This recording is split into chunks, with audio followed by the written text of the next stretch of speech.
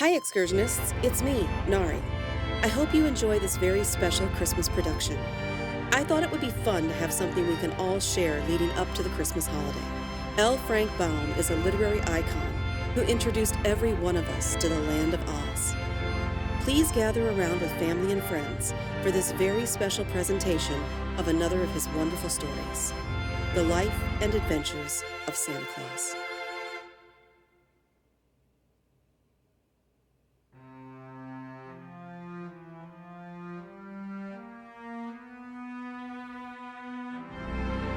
Youth. 1. Burzy.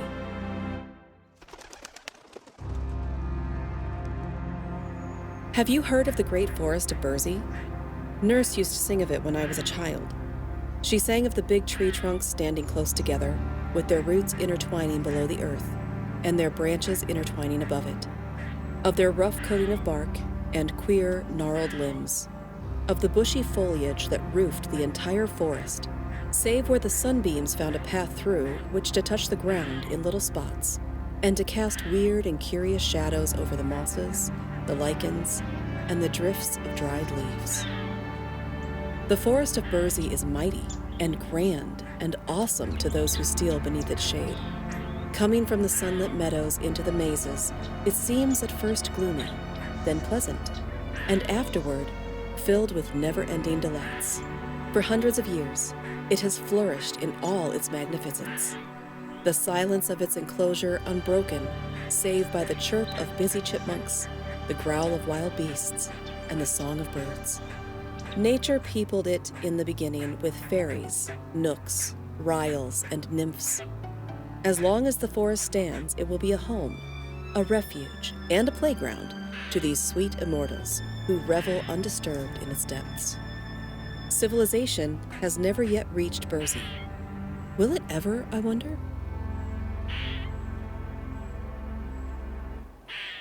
Two.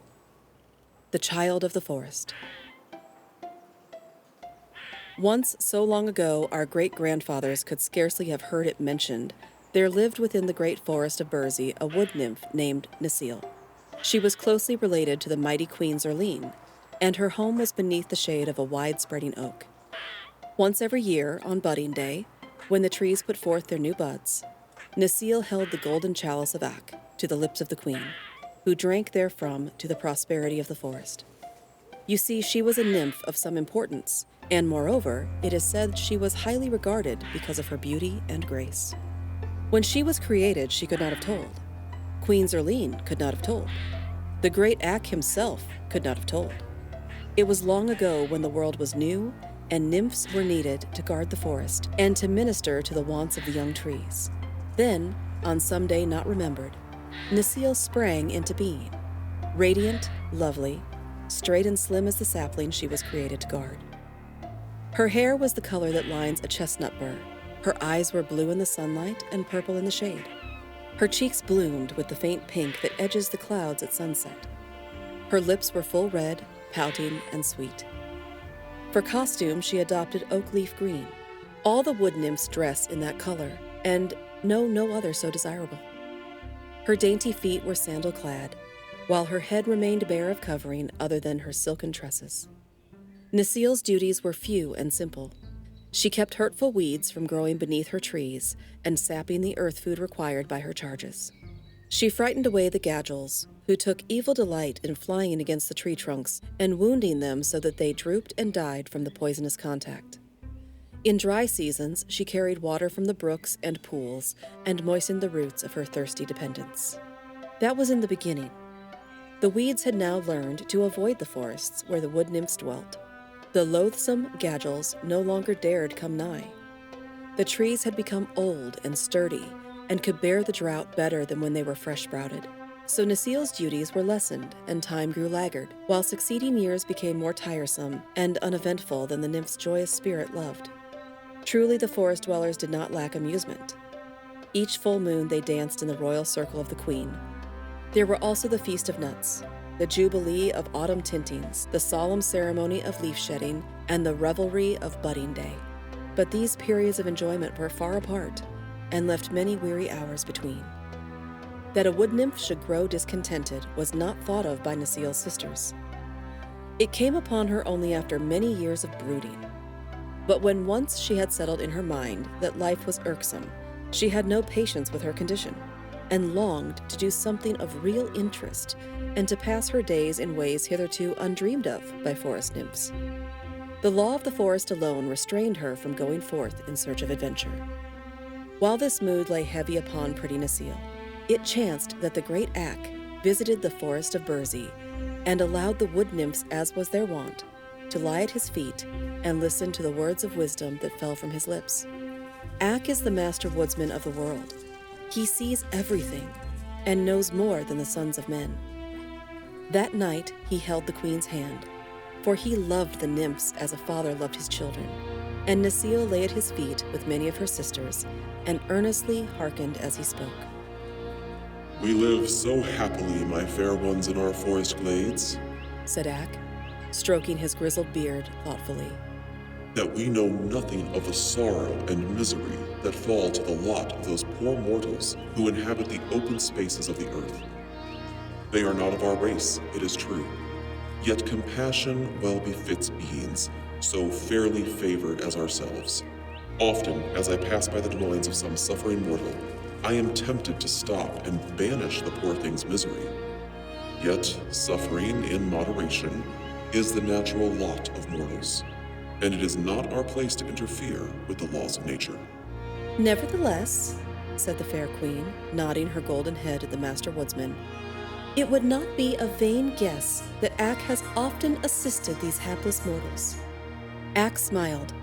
"Sometimes," he replied, "when they are very young, children, the mortals call them, I have stopped to rescue them from misery. The men and women I dare not interfere with. They must bear the burdens nature has imposed upon them. But the helpless infants, the innocent children of men, have a right to be happy until they become full-grown and able to bear the trials of humanity. So I feel I am justified in assisting them. Not long ago, a year maybe, I found 4 poor children huddled in a wooden hut, slowly freezing to death. Their parents had gone to a neighboring village for food and had left a fire to warm their little ones while they were absent. But a storm arose and drifted the snow in their path, so they were long on the road. Meanwhile, the fire went out, and the frost crept into the bones of the waiting children." "Poor things," murmured the queen softly. "What did you do?" "I called Nelko, bidding him fetch wood from my forests and breathe upon it until the fire blazed again and warmed the little room where the children lay.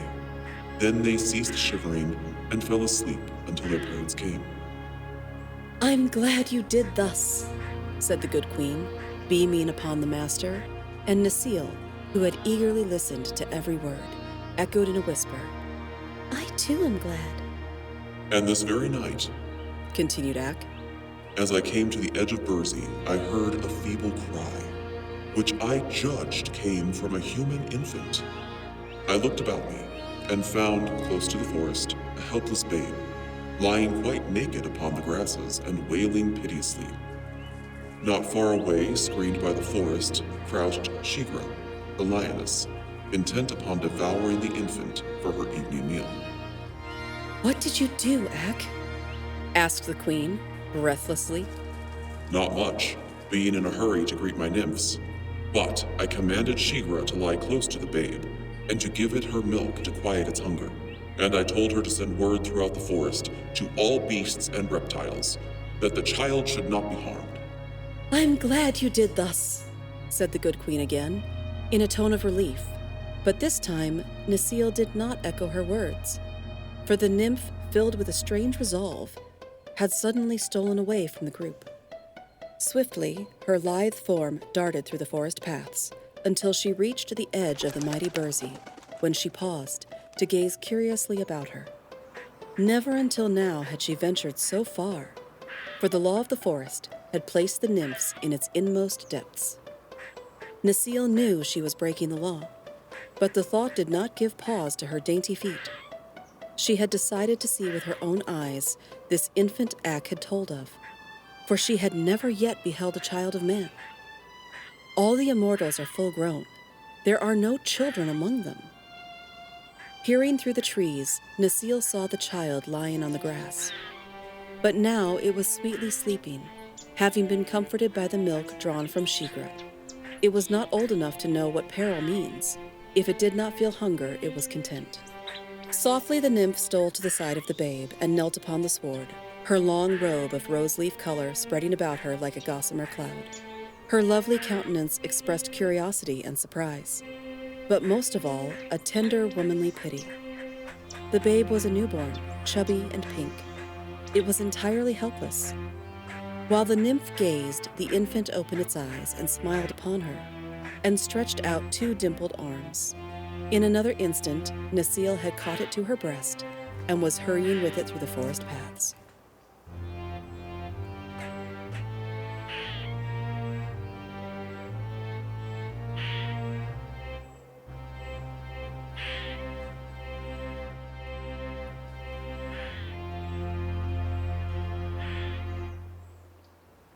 Three, the adoption. The master woodsman suddenly rose with knitted brows. There is a strange presence in the forest, He declared. Then the queen and her nymphs turned and saw standing before them Necile, with the sleeping infant clasped tightly in her arms, and a defiant look in her deep blue eyes. And thus for a moment they remained, the nymphs filled with surprise and consternation, but the brow of the master woodsman gradually clearing as he gazed intently upon the beautiful immortal who had willfully broken the law. Then the great Ak, to the wonder of all, laid his hand softly on Necile's flowing locks and kissed her on her fair forehead. For the first time within my knowledge, He said gently, a nymph has defied me and my laws. Yet in my heart can I find no word of chiding. What is your desire, Necile? "Let me keep the child," she answered, beginning to tremble and falling on her knees in supplication.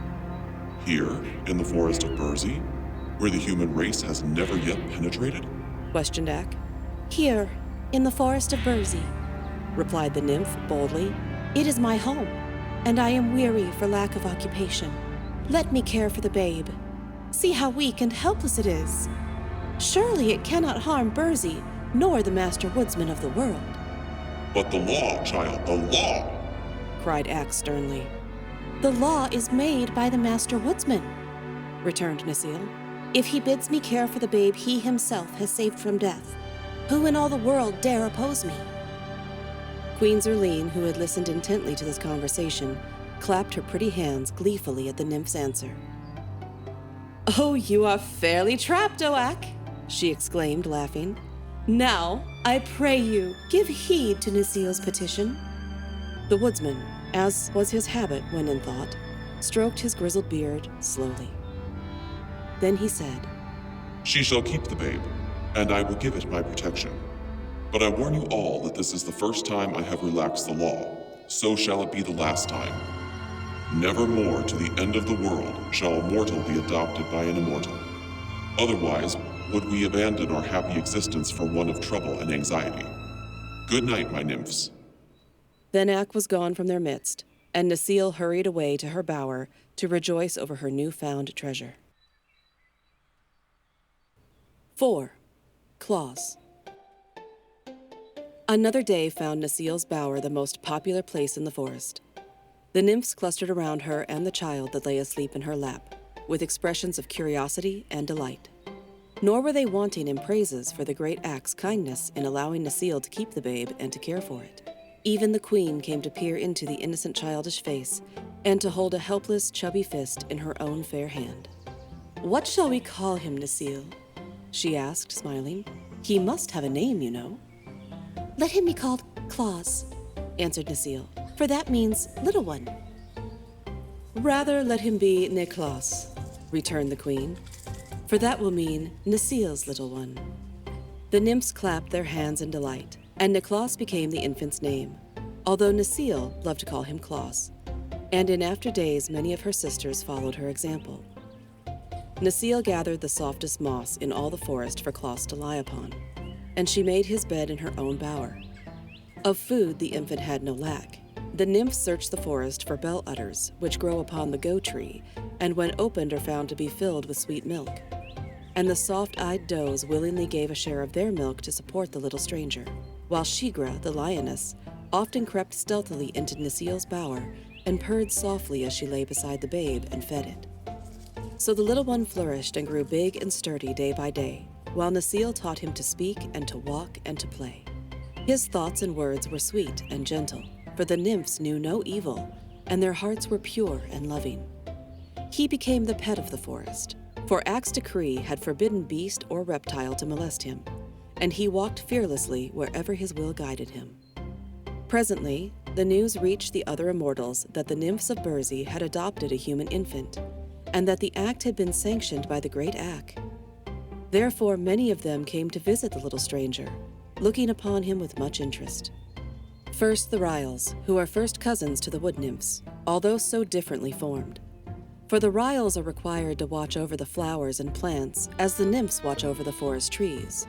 They search the wide world for the food required by the roots of the flowering plants, while the brilliant colors possessed by the full-blown flowers are due to the dyes placed in the soil by the Ryls, which are drawn through the little veins in the roots and the body of the plants as they reach maturity. The Ryls are a busy people, for their flowers bloom and fade continually, but they are merry and light-hearted, and are very popular with the other immortals. Next came the Nooks, whose duty it was to watch over the beasts of the world, both gentle and wild.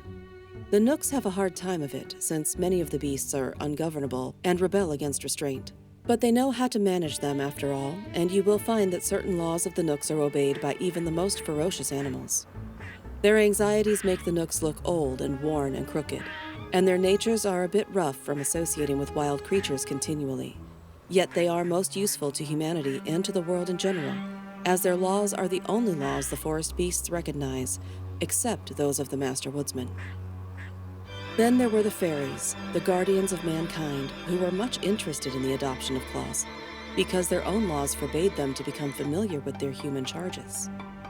There are instances on record where the fairies have shown themselves to human beings, and have even conversed with them, but they are supposed to guard the lives of mankind unseen and unknown. And if they favor some people more than others, it is because these have won such distinction fairly, as the fairies are very just and impartial. But the idea of adopting a child of men had never occurred to them, because it was in every way opposed to their laws. So their curiosity was intense to behold the little stranger, adopted by Nasiel and her sister nymphs. Claus looked upon the immortals who thronged around him with fearless eyes and smiling lips. He rode laughingly upon the shoulders of the merry Ryls. He mischievously pulled the gray beards of the low-browed Nooks. He rested his curly head confidently upon the dainty bosom of the fairy queen herself, and the Ryls loved the sound of his laughter. The Nooks loved his courage. The fairies loved his innocence. The boy made friends of them all and learned to know their laws intimately. No forest flower was trampled beneath his feet, lest the friendly Ryls should be grieved. He never interfered with the beasts of the forest, lest his friends the Nooks should become angry. The fairies he loved dearly, but knowing nothing of mankind, he could not understand that he was the only one of his race admitted to friendly intercourse with them.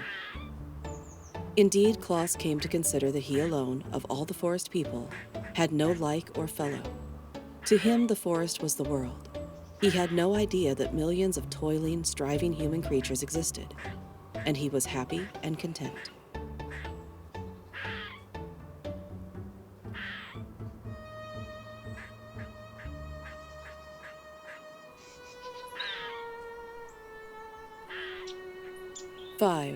The Master Woodsman. Years pass swiftly in Burzee, for the nymphs have no need to regard time in any way. Even centuries make no change in the dainty creatures. Ever and ever they remain the same, immortal and unchanging. Claus, however, being mortal, grew to manhood day by day. Nasiel was disturbed presently to find him too big to lie in her lap, and he had a desire for other food than milk. His stout legs carried him far into Burzee's heart, where he gathered supplies of nuts and berries, as well as several sweet and wholesome roots, which suited his stomach better than the bell udders. He sought Nasiel's bower less frequently, till finally it became his custom to return thither only to sleep. The nymph who had come to love him dearly was puzzled to comprehend the changed nature of her charge, and unconsciously altered her own mode of life to conform to his whims. She followed him readily through the forest paths, as did many of her sister nymphs, explaining as they walked all the mysteries of the gigantic wood and the habits and nature of the living things which dwelt beneath its shade. The language of the beasts became clear to little Claus, but he never could understand their sulky and morose tempers. Only the squirrels, the mice, and the rabbits seemed to possess cheerful and merry natures. Yet would the boy laugh when the panther growled, and stroke the bear's glossy coat while the creature snarled and bared its teeth menacingly. The growls and snarls were not for Claus. He well knew. So what did they matter? He could sing the songs of the bees, recite the poetry of the woodflowers, and relate the history of every blinking owl in Burzee. He helped the ryls to feed their plants and the knooks to keep order among the animals. The little immortals regarded him as a privileged person, being especially protected by Queen Zerline and her nymphs, and favored by the great Ak himself. One day the Master Woodsman came back to the forest of Burzee. He had visited in turn all his forests throughout the world, and they were many and broad. Not until he entered the glade where the Queen and her nymphs were assembled to greet him did Ak remember the child he permitted Necile to adopt. Then he found, sitting familiarly in the circle of lovely immortals, a broad-shouldered, stalwart youth, who, when erect, stood fully as high as the shoulder of the Master himself. Ak paused, silent and frowning, to bend his piercing gaze upon Claus. The clear eyes met his own steadfastly, and the woodsman gave a sigh of relief as he marked their placid depths and read the youth's brave and innocent heart. Nevertheless, as Ak sat behind the fair queen and the golden chalice, filled with rare nectar, passed from lip to lip, the Master Woodsman was strangely silent and reserved, and stroked his beard many times with a thoughtful motion. With morning he called Claus aside, in kindly fashion, saying, Bid goodbye for a time to Necile and her sisters, for you shall accompany me on my journey through the world. The venture pleased Claus, who knew well the honor of being companion of the Master Woodsman of the world. But Necile wept for the first time in her life, and clung to the boy's neck as if she could not bear to let him go. The nymph who had mothered this sturdy youth was still as dainty and charming and beautiful as when she dared to face Ak with the babe clasped to her breast. Nor was her love less great. Ak beheld the two clinging together, seemingly as brother and sister to one another, and again he wore his thoughtful look.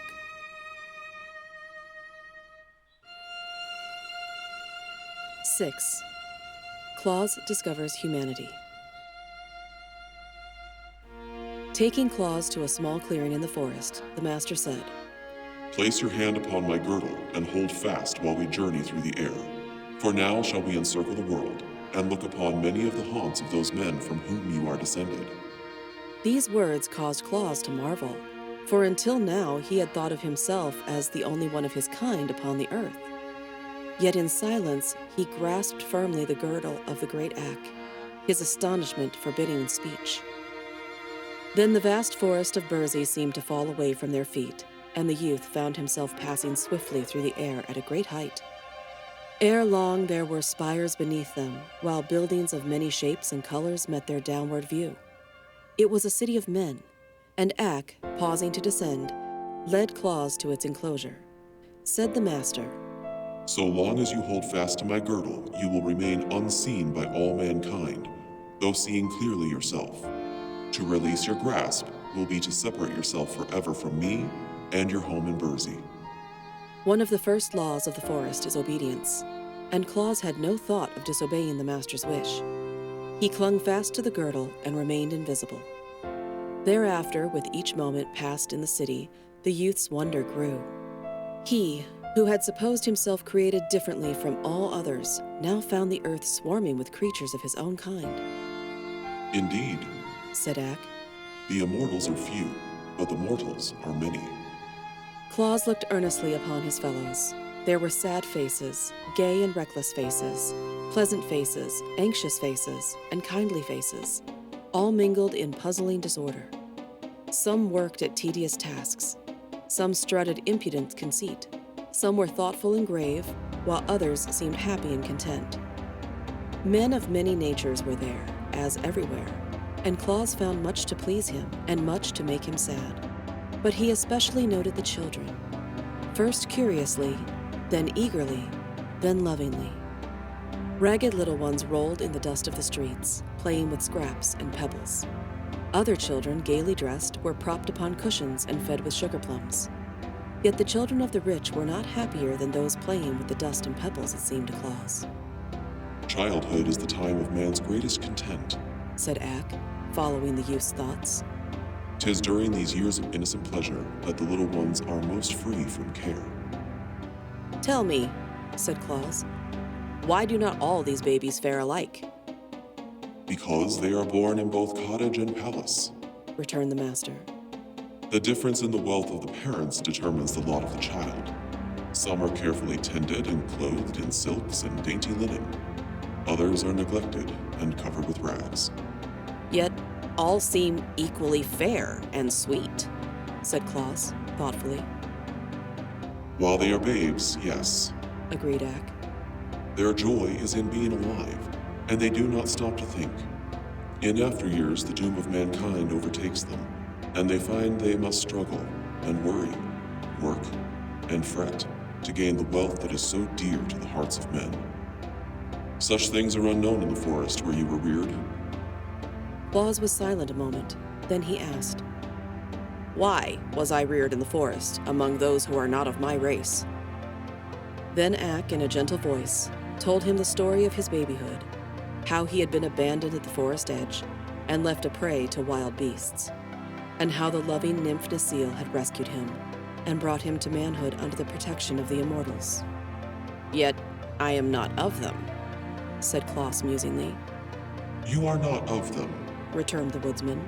The nymph who cared for you as a mother seems now like a sister to you. By and by, when you grow old and gray, she will seem like a daughter. Yet another brief span, and you will be but a memory, while she remains Necile. Then why, if man must perish, is he born? Demanded the boy. Everything perishes except the world itself and its keepers, answered Ak. But while life lasts, everything on earth has its use. The wise seek ways to be helpful to the world, for the helpful ones are sure to live again. Much of this Claus failed to understand fully, but a longing seized him to become helpful to his fellows, and he remained grave and thoughtful while they resumed their journey. They visited many dwellings of men in many parts of the world, watching farmers toil in the fields, warriors dash into cruel fray, and merchants exchange their goods for bits of white and yellow metal. And everywhere the eyes of Claus sought out the children in love and pity, for the thought of his own helpless babyhood was strong within him, and he yearned to give help to the innocent little ones of his race, even as he had been succored by the kindly nymph. Day by day, the master woodsman and his pupil traversed the earth, Ak speaking but seldom to the youth who clung steadfastly to his girdle, but guiding him into all the places where he might become familiar with the lives of human beings. And at last, they returned to the grand old forest of Burzy, where the master set Claus down within the circle of nymphs, among whom the pretty Necile anxiously awaited him. The brow of the great Ak was now calm and peaceful, but the brow of Claus had become lined with deep thought. Necile sighed at the change in her foster son, who until now had been ever joyous and smiling. And the thought came to her that never again would the life of the boy be the same as before this eventful journey with the master.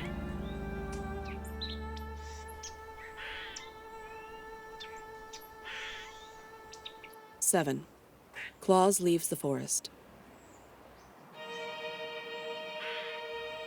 When the good Queen Zerline had touched the golden chalice with her fair lips, and it had passed around the circle in honor of the traveler's return, the master woodsman of the world, who had not yet spoken, turned his gaze frankly upon Claus and said, Well? The boy understood and rose slowly to his feet beside Necile. Once only his eyes passed around the familiar circle of nymphs, every one of whom he remembered as a loving comrade, but tears came unbidden to his dim sight, so he gazed thereafter steadfastly at the master. I have been ignorant, he said simply, until the great Ak in his kindness taught me who and what I am. You who have lived so sweetly in your forest bowers, ever fair and youthful and innocent, are no fit comrades for a son of humanity. For I have looked upon man, finding him doomed to live a life of a brief space upon earth, to toil for the things he needs, to fade into old age, and then pass away as the leaves into autumn. Yet every man has his mission, which is to leave the world better in some way than he found it. I am of the race of men, and man's lot is my lot. For your tender care of the poor, forsaken babe you adopted, as well as for your loving comradeship during my boyhood, my heart will ever overflow with gratitude. My foster mother, here he stopped and kissed Nasil's white forehead, I shall love and cherish while life lasts. But I must leave you, to take my part in the endless struggle to which humanity is doomed, and to live my life in my own way. What will you do? Asked the queen gravely. I must devote myself to the care of the children of mankind, and try to make them happy, he answered. Since your own tender care of a babe brought me to happiness and strength, it is just right that I devote my life to the pleasure of other babes. Thus would the memory of the loving nymph Nasil be planted within the hearts of thousands of my race for many years to come, and her kindly act be recounted in song and in story while the world shall last. Have I spoken well, O master? You have spoken well, returned Ak, and rising to his feet he continued. Yet one thing must not be forgotten. Having been adopted as the child of the forest and the playfellows of the nymphs, you have gained a distinction which forever separates you from your kind. Therefore, when you go forth into the world of men, you shall retain the protection of the forest, and the powers you now enjoy will remain with you to assist you in your labors. In any need you may call upon the nymphs, the ryls, the nooks, and the fairies, and they will serve you gladly. I, the master woodsman of the world, have said it, and my word is the law. Claus looked upon Ak with grateful eyes. This will make me mighty among men, he replied. Protected by these kind friends, I may be able to make thousands of little children happy. I will try very hard to do my duty, and I know the forest people will give me their sympathy and help. We will, said the Fairy Queen earnestly. We will, cried the merry ryls, laughing. We will, shouted the crooked nooks, scowling. We will, exclaimed the sweet nymphs proudly. But Nasil said nothing. She only folded Claus in her arms and kissed him tenderly. The world is big, continued the boy, turning again to his loyal friends, but men are everywhere. I shall begin my work near my friends, so that if I meet with misfortune, I can come to the forest for counsel or help. With that, he gave them a loving look and turned away. There was no need to say goodbye. Goodbye for him, the sweet, wild life of the forest was over. He went forth bravely to meet his doom, the doom of the race of man, the necessity to worry and work. But Ak, who knew the boy's heart, was merciful and guided his steps. Coming through Burzy to its eastern edge, Claus reached the laughing valley of Hohaho. On each side were rolling green hills and a brook wandering midway between them to wind far off beyond the valley. At his back was the grim forest. At the far end of the valley, a broad plain. The eyes of the young man, which had until now reflected his grave thoughts, became brighter as he stood silent, looking out upon the laughing valley. Then on a sudden his eyes twinkled, as stars do on a still night, and grew merry and wide. For at his feet the cowslips and daisies smiled on him in friendly regard. The breeze whistled gaily as it passed by and fluttered the locks on his forehead. The brook laughed joyously as it leapt over the pebbles and swept around the green curves of its banks. The bees sang sweet songs as they flew from dandelion to daffodil. The beetles chirped happily in the long grass, and the sunbeams glinted pleasantly over all the scene. Here, said Claus, stretching out his arms as if to embrace the valley, I will make my home. That was many, many years ago. It has been his home ever since. It is his home now.